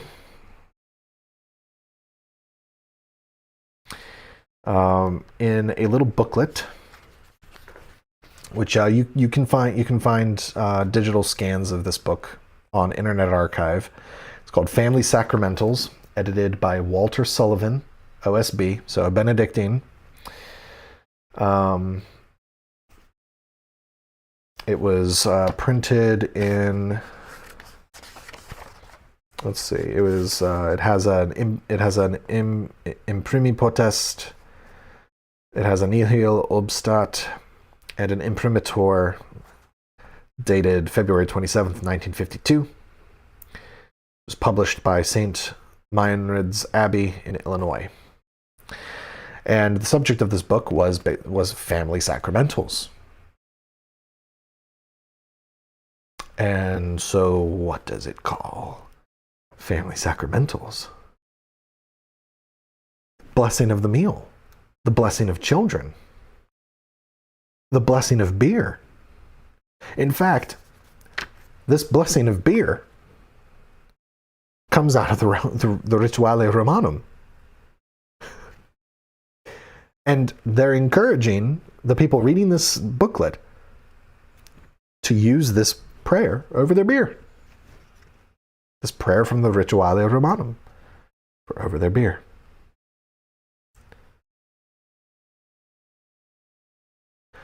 There's even one, a blessing for a room or apartment that can be used by the laity when a priest is not present.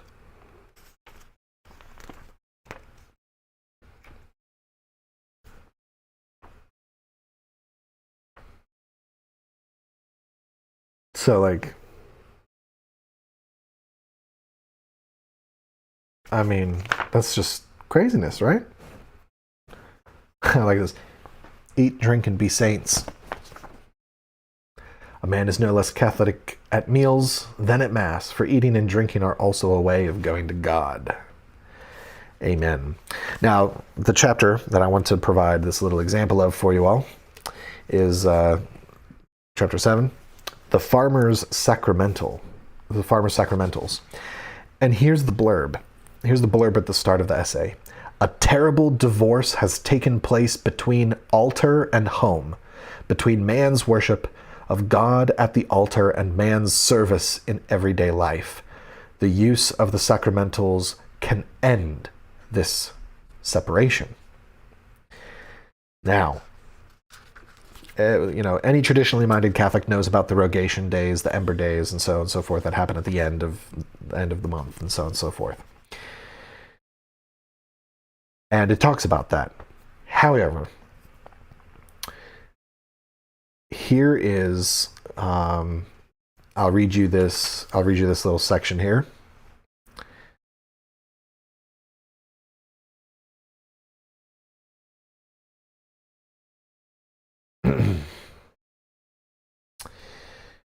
Here we go. Because most of our modern parishes are in the city and small town and have no fields through which to march, the Rogation Day procession usually takes place on the parish property, or even inside the parish church itself. Here at St. Meinrad's, the student body, together with the people of the parish, march in solemn procession to the chapel of Our Lady of Monte Cassino, a mile through the village and across the valley, chanting the Litany of the Saints. There, the Mass of Rogation is offered by the priest in charge of the Abbey farm. The celebration of the minor and major litanies are only 4 days during the year when the Church solemnly asks blessings upon the harvest. But besides the Rogation Day blessings, there are numerous sacramentals in the Roman ritual which may be used with spiritual profit by the faithful, especially by the folks who live on the farm. Here are some of the principal blessings which the Christian farmer may use.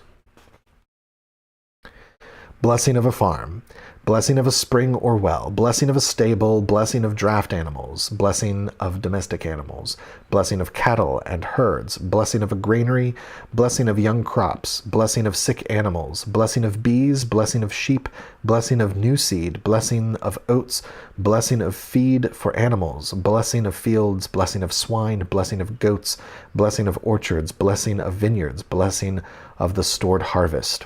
The blessings of the Church are inexhaustible. Realizing that in our daily work we often forget that the milking of cows, the pruning of the fruit trees, and the threshing of the grain is the indirect worship of God, the Church sacramentalizes even the humble pig and the tiny bee. Sometimes the most beautiful poetry is contained in the simplest prayer or blessing. We have selected only a few of the farmers' sacramentals that our readers may see for themselves the riches of that precious book, the Roman ritual.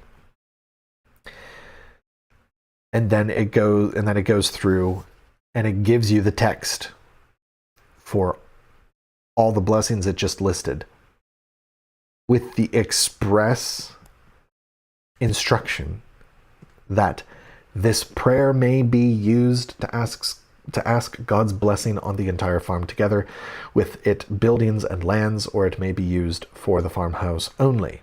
In the example of the blessing of a farm, blessing of a stable. There are only a few of the blessings which the Church uses for the welfare of the farmer. Her ritual is filled with sacramental blessings for houses and fields, for barns and shops, for animals and tools and engines, and for almost everything that men use to make their living on earth. So,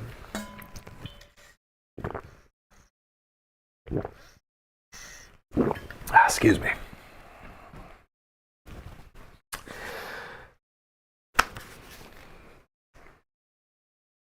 (1952). 1954. Excuse me. There we go. There we go. All right. 1950s Catholicism. Lay people using blessings from the Roman ritual. The blessings that are appropriate for us to use. Post-conciliar church. 60s onward. They would have you ask for permission to bless your toilet paper.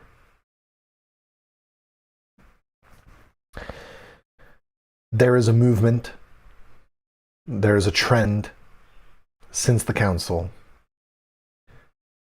that is expressly against liturgical realism.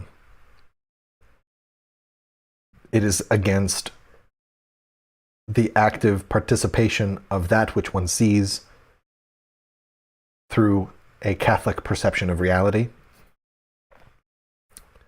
both spiritual and natural, and the way that they holistically interact with each other, so long as we do our part as stewards of creation and restore or instaurate creation to the service of God and the salvation of souls. And so for us who aspire to be Sophiurgists, Catholic wisdom workers, who want to be the nurses to the great nurse practitioner, our Immaculate Mary, we have to recover and we have to defend the prudent use of sacramentals and the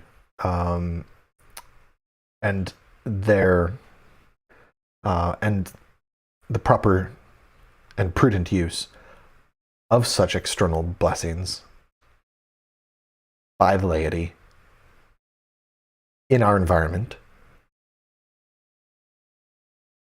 Otherwise, we are going to become such a small remnant that it's no wonder Christ will return and ask where he can find faith upon the earth. The salvation of souls is at stake. We are about to enter a period of time, especially in this country, and possibly throughout the whole world, where the church, in her human element, is going to prefer pagan idolatry out of South America, which it has no problems with the laity overseeing. It's willing to allow the laity to imprudently overtake liturgical positions in the church at Mass that are sacrilegious in nature, which can be demonstrated. And so the only way I can think of to push back against this legalism is to move forward, educate ourselves on what sacramentals we can confect. Clearly, the Benedictines in 1952 in Indiana, they were perfectly happy with teaching the faithful the sacramentals that they can confect. And they included blessing your food as a sacramental, blessing your beer, blessing your farm, your animals, your family, your children, your car. You have authority, you have jurisdiction over your vehicle. You can bless your vehicle.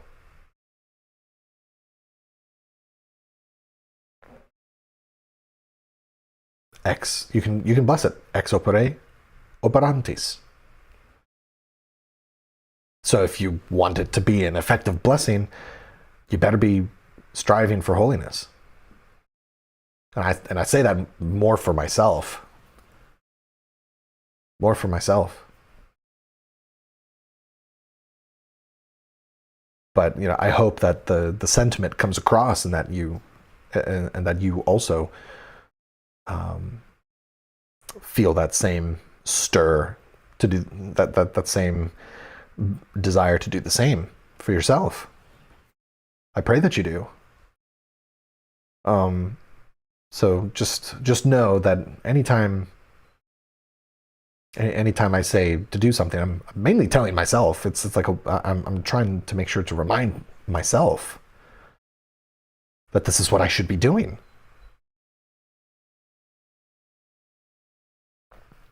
So there are so many things that have come to me throughout the course of my research for this Benedict Medal project, which doesn't seem like it's coming to.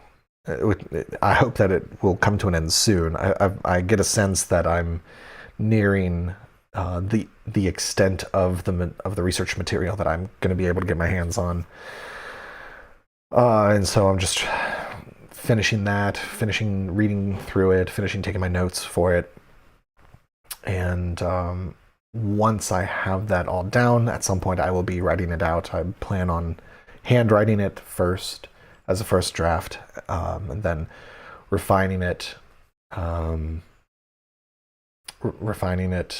by hand as well for a second draft, and only at the second draft taking it over onto the computer, trying to do things more analog, which, given the resources, the limited resources I have at my disposal, I have to make some concessions on the internet, of course. But I thought that in the course, in the period of research that I'm currently in, this really jumped out at me, and it even stirred up in me just how important this essay is probably going to end up being, because I do not know of anyone who has seriously done this amount of digging to try to get to the truth about the Benedict Medal, the tradition behind it. Garanger tried, but he left a lot to be desired. His efforts, I think, are an inspiration, and inspired me to do. I'm not doing this to spite Garanger. I find that a lot of what he had written for the church is incredibly beneficial, even if it isn't academically up to snuff. From a devotional standpoint, his devotional writing is fantastic. But so I'm doing this for his benefit and for our benefit, because getting this right, getting the Saint Benedict Medal origins right, in light of the approbations and approvals given to it by the Holy See,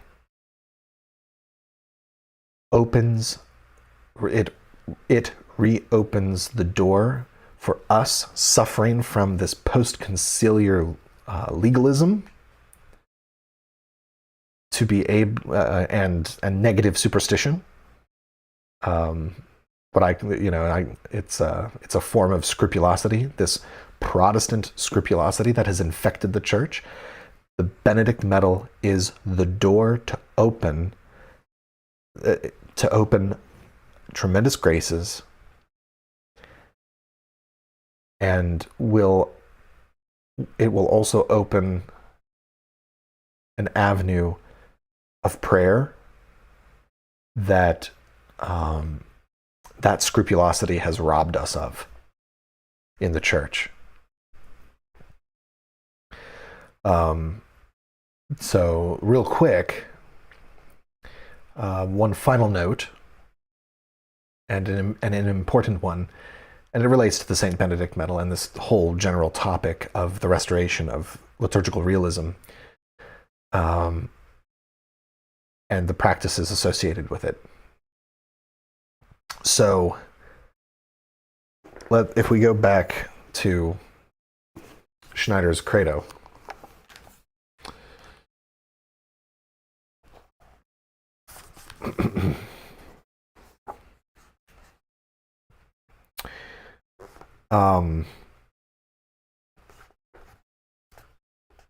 is it hold on, is it in Credo?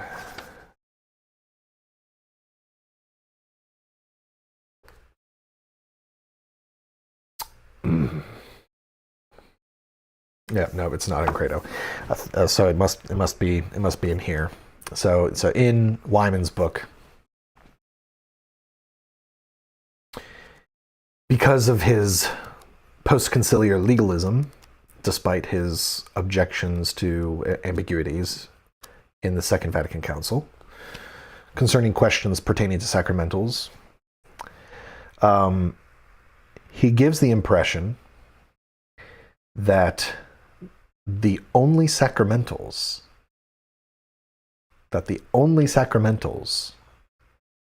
are the ones instituted by the Church.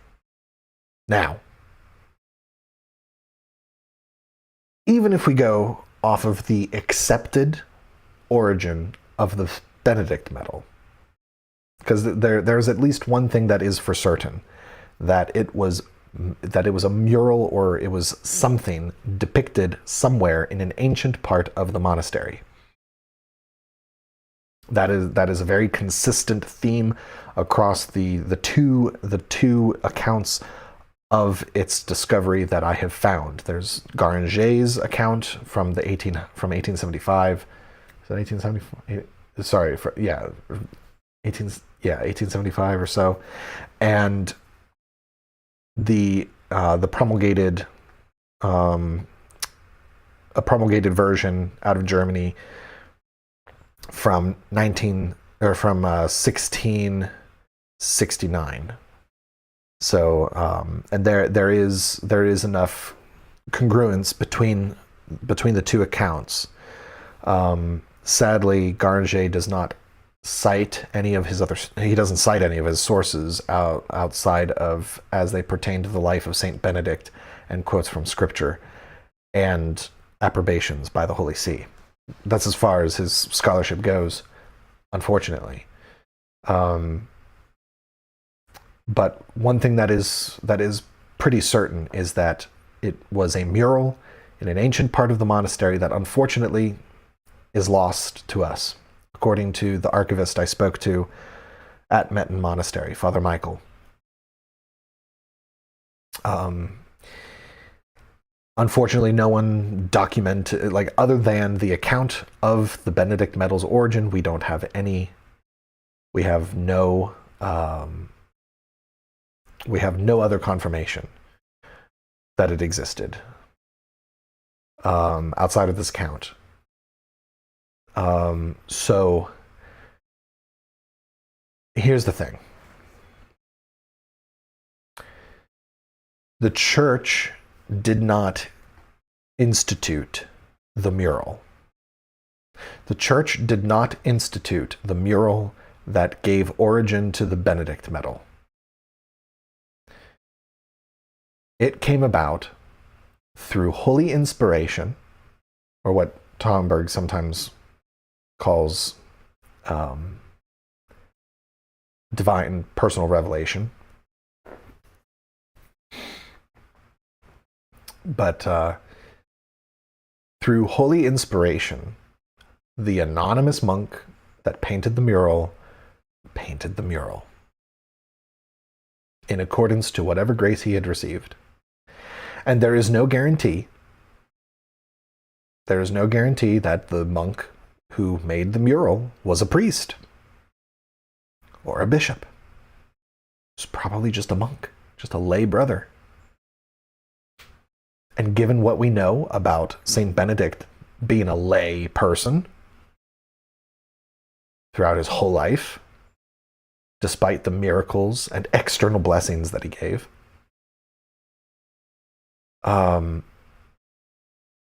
We can only assume a similar arrangement with this monk, which means sacramentals do not only have their origin in being instituted by the church. That is a fact. That is the fact of the matter as given to us in the account of the origin of the St. Benedict Medal. And if that's the case, then it is not only the church that can institute. Well, okay, so the church can only the church can institute it, but the church doesn't just institute a sacramental by fiat. Like, you know, the church doesn't just ponder, we're going to design, like, they don't arbitrarily design sacramentals. Well, I mean, the modern Book of Blessings is basically all invented sacramentals, technically, but they're invented arbitrarily, with highfalutin theological ideas by people who made an idol out of theology. So, so in the case of the Benedict Medal, we don't have an instance of a similar thing with the Miraculous Medal. The Miraculous Medal was divinely revealed in an apparition, in a vision, to St. Catherine Labouré, and Our Lady gave her an explanation of its meaning. However, the Benedict Medal, no apparition, no recorded apparition involved. It would be presumption that Saint Benedict appeared to the monk in question. Now, there are traditions associated with invoking Saint Benedict, which Garanger does lay out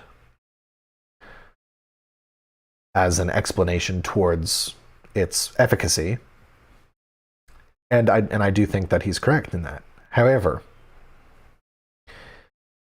the origins of the Benedict Medal is not via pure abject institution by the ecclesial authorities.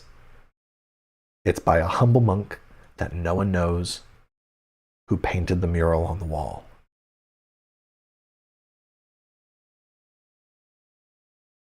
And my hypothesis is that he was operating under some very well-established ancient practices that are congruent with amulet making of the time period.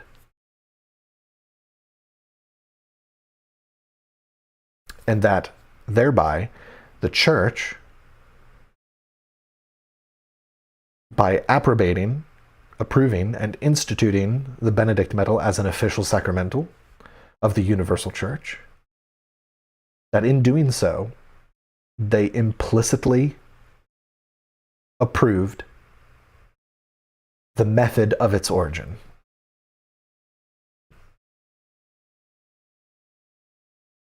So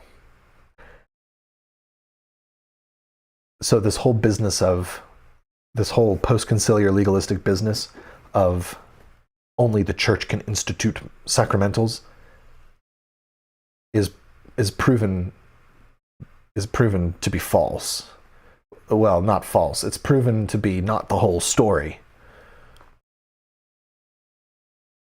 When faced with the origin story of the Benedict Medal.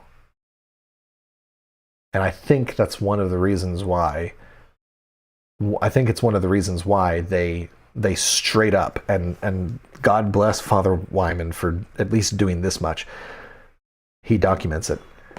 They took out the blessing for the Benedict Medal. They took it out of the Book of Blessing. They straight up shredded the specific blessing that was instituted for blessing Saint Benedict medals. They also gutted the traditional blessing associated with the miraculous medal. They also gutted the traditional blessing specifically for rosaries, for blessing rosaries. And they replaced it with arbitrary magic. That's literally, the post-conciliar church is literally the church of arbitrary magic at this point. So, in the pre-conciliar traditions of the church are preserved the sacred magic of the church, the true, actual Sophiurgy, and the original practices available to the laity. So, I would encourage you all, if you don't have a copy of the Rituale Romanum Volume 3, which is the volume that contains all the various blessings, get yourself a copy. Get yourself a copy. Don't wait. Don't hesitate. Put it next to your copy of the Raccolta. If you don't have a copy of the Raccolta, get yourself a copy of the Raccolta. Preferably one that includes the original St. Michael prayer.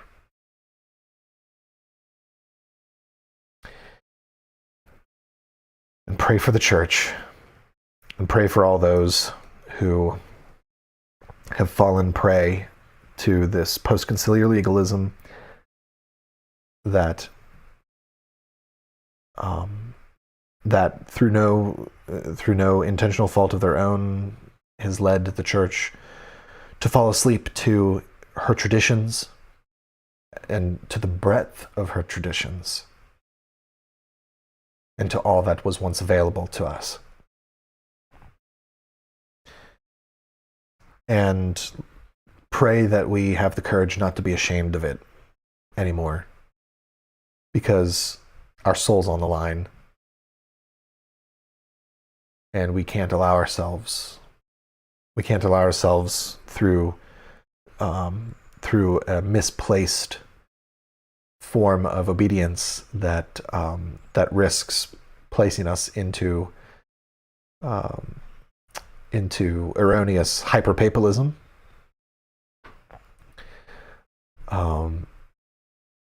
Like we can't risk our souls. We have to unite faith with reason. We have to unite prayer with action. And sacramentals, as simple as blessing your meal, to the composition of new medals, which I argue is what the origin of the Benedict Medal opens up to us. This is how we render ora into labora and instaurate creation, restoring it in Christ. And if we commit to that, if we commit to restoring restoring these notions and these practices, there are only graces that will come of it. I am firmly convinced. I am convicted in that. So I hope that you all will join me in adding that to our intentions. If you haven't already started a book of charity, please find my video on the Liber Caritatis and review that video and start your own. It is a simple, easy, and pious way to begin Sophiurgy. It's just by keeping a book of intentions, referring to it when you make your intentions at Rosary and throughout the day, and flipping through it every once in a while to remind yourself of your petitions, so that you can have a moment to look back and reflect on the graces you have received towards those intentions. This is a good way to begin Sophiurgy, and I feel that these books of charity, we can consider them a sacramental, a grassroots sacramental, just as the Benedict Medal is a grassroots sacramental. So don't think that there's much else to say. So with that, we will close in prayer. In nomine Patris et Filii et Spiritus Sancti. Amen. Ave Maria, gratia plena Dominus tecum, benedicta tu in mulieribus, et benedictus fructus ventris tui, Iesus. Sancta Maria, Mater Dei, ora pro nobis peccatoribus, nunc et in hora mortis nostrae. Amen. In nomine Patris et Filii et Spiritus Sancti. Amen. Thank you all so much, my dear nun friends. God bless.